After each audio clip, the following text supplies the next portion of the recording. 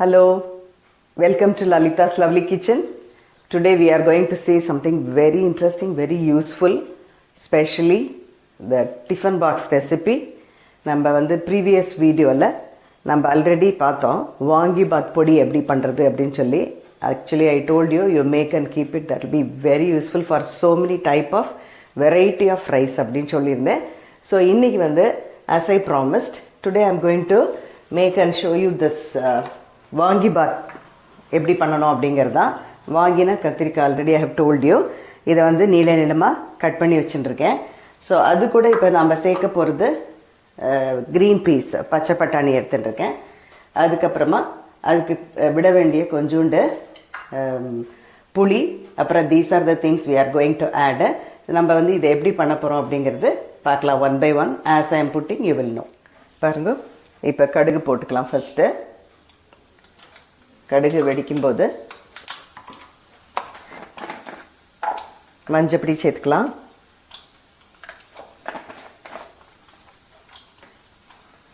கடுகு வெடிக்கட்டும். அதுக்கப்புறம் நம்ம இந்த கத்திரிக்காய் அதோட சேர்க்கலாம். இது வந்து க்ரீன் கலர் தான் யூஸ் பண்ணணும். இதுக்கு பேர் வழுதுலங்காய் அப்படின்னு கூட சொல்லுவாள். க்ரீன் கலர் கத்திரிக்காய் தான் பெட்டர். இதுக்கு அந்த purple colour normally they don't make it. So இது இந்த மாதிரி கத்திரிக்காய் வாங்கிட்டு நீள நீளமாக இருக்கும் இல்லையா, மைசூர் கத்திரிக்காய். This is better for this vangibath. ஏன்னா இதில் வந்து அந்த கசப்பு அந்த மாதிரி அந்த டேஸ்ட்டே இருக்காது, அதனால. ஸோ நான் இப்போ இதோட கத்திரிக்காய் சேர்க்குறேன்.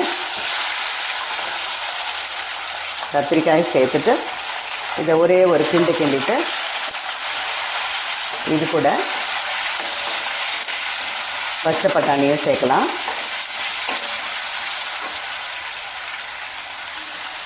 பச்சை பட்டாணி கிடச்சிதுன்னா நீங்கள் அது யூஸ் பண்ணலாம், இல்லைன்னா கடலைக்காய் வேணாலும் யூஸ் பண்ணலாம், இல்லைன்னா உங்களுக்கு கேஷ்யூ நட்ஸ் பிடிக்கும்னா அது ஆட் பண்ணிக்கலாம்.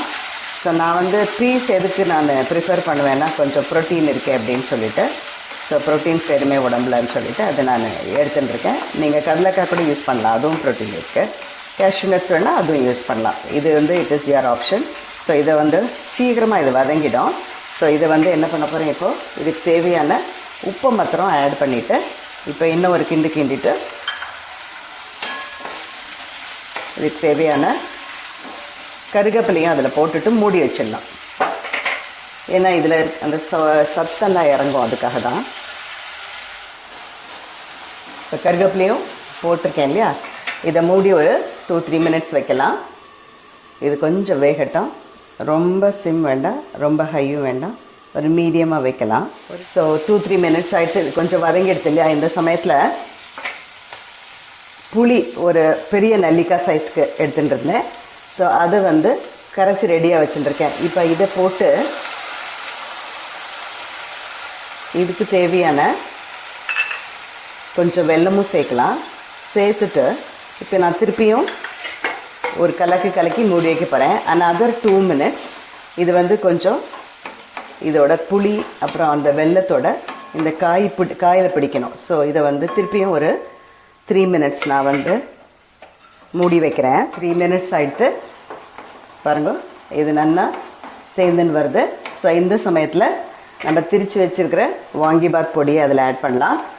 ஸோ நான் வந்து இந்த 4 பேர் சாப்பிட்றதுக்கு ஸோ ஐ எம் புட்டிங் ஒரு 3 ஸ்பூன்ஸ் ஆஃப் டீஸ்பூன் தான், 3 டீஸ்பூன் தான் இதில் போட்டுருக்கேன். நல்லா கோபுரமாக போட்டுருக்கேன். ஸோ இதோட கலக்கலாம். ஸோ வித்தின் 2 மினிட்ஸ் நல்லா இதோட பைண்ட் ஆகிடும். பார்த்தலாம். இந்த சமயத்தில் சிம்மில் வச்சுட்டுலாம். அப்புறம் இதோட நான் வந்து ட்ரை கோகோனட்டை பொடிச்சது போடுறேன் நான். உங்கள்கிட்ட இது இல்லைன்னா தெர் இஸ் நோ வரிஸ். நீங்கள் நார்மல் தேங்காய், பச்சை தேங்காய் பூவை போடலாம். ஒன்லி திங் அதை வந்து கொஞ்சம் நேரம் வச்சுக்கிறேன், சாயங்காலம் மட்டும் அப்படின்னா கொஞ்சம் நல்லா வதக்கணும், அவ்வளோதான். இது try coconut I am using.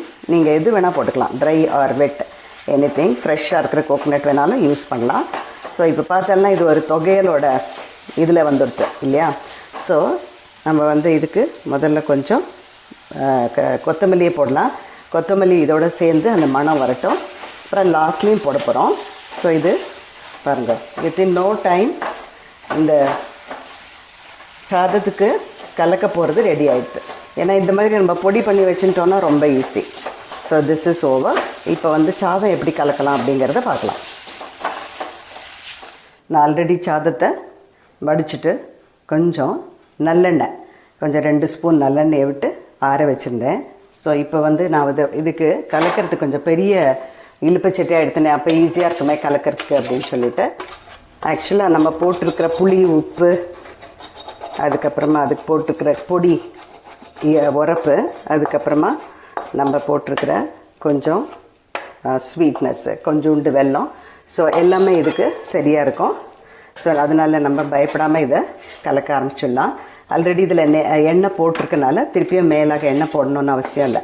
ஏன்னா நம்ம வதக்கும் போதும் கொஞ்சம் போட்டிருக்கோம் இல்லையா, அதனால் திஸ் மச் இஸ் இனஃப். இதை வந்து கொஞ்சம் நல்லா கலக்கலாம்.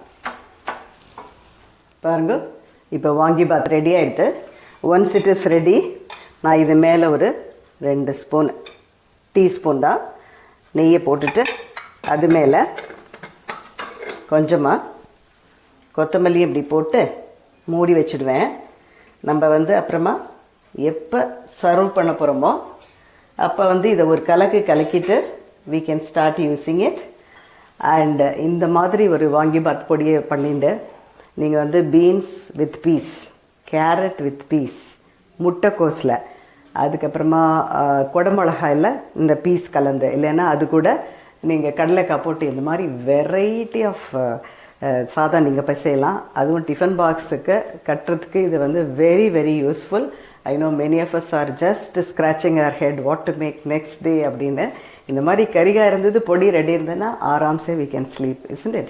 So I hope you like this recipe. I'll meet you in the next lovely video. Bye bye.